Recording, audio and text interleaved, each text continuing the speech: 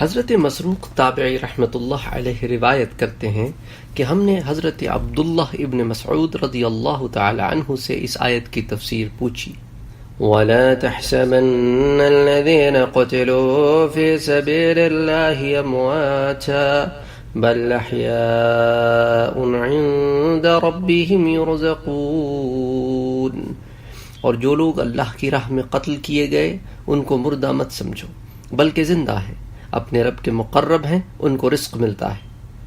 تو حضرت عبداللہ ابن مسعود رضی اللہ تعالی عنہ نے فرمایا کہ ہم اس کی تفسیر رسول خدا صلی اللہ علیہ وآلہ وسلم سے دریافت کر چکے ہیں. پھر فرمایا کہ شہداء کی روحیں سبز رنگ کے پرندوں کے پوٹوں میں ہیں، ان کے لیے عرش الہی کے نیچے قندیل لٹکے ہوئے ہیں، وہ جہاں چاہیں جنت میں چلتی پھرتی ہیں، پھر ان قندیلوں میں آ کر ٹھہر جاتی ہیں. اللہ رب العزت نے ان سے فرمایا کہ تم کچھ چاہتے ہو؟ انہوں نے عرض کیا ہم کیا چاہیں، حالانکہ جہاں چاہتے ہیں جنت میں چلتے پھرتے ہیں. چنانچہ 3 بار خدا نے ان سے یہی سوال و جواب فرمایا. سو جب انہوں نے یہ سمجھ لیا کہ جب تک ہم یہ جواب نہ دیں گے سوال ہی ہوتا رہے گا، تو انہوں نے یہ عرض کیا کہ ہم یہ چاہتے ہیں کہ ہماری روحیں ہمارے جسموں میں واپس کر دی جائیں، حتیٰ کہ ہم دوبارہ تیری راہ میں قتل کر دیے جائیں. سو جب پروردگار عالم نے ان سے معلوم کر لیا کہ ان کو کوئی حاجت نہیں، جو چھوڑ دیے گئے اور پھر ان سے سوال نہیں کیا گیا، یعنی وہاں کی کوئی چیز انہوں نے طلب نہ کی، اور سوال کیا تو دنیا میں واپسی کا سوال کیا جو قانون کے خلاف ہے، لہذا پھر ان سے سوال نہ کیا گیا. اس حدیث کو امام مسلم نے روایت کیا ہے.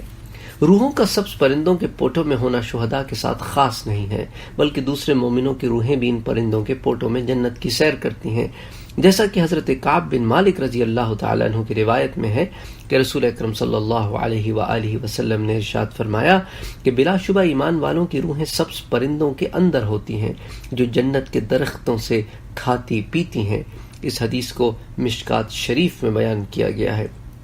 ملا علی قاری مرقات و شرح المشکات میں لکھتے ہیں کہ ایک حدیث میں ہے کہ بلا شبہ ایمان والوں کی روحیں پرندوں کے پوٹوں میں جنت کے پھل کھاتی اور پانی پیتی پھرتی ہیں اور عرش کے نیچے سونے کی قندیلوں میں آرام کرتی ہیں. حضرت ابو ہریرہ رضی اللہ تعالیٰ عنہ سے روایت ہے کہ رسول خدا صلی اللہ علیہ وآلہ وسلم نے فرمایا کہ شہید قتل ہونے کی تکلیف میں بس اتنی ہی محسوس کرتا ہے جیسے تم چونٹی کے کانٹے کی تکلیف محسوس کرتے ہو. اس حدیث کو بھی مشکات شریف میں روایت کیا گیا ہے.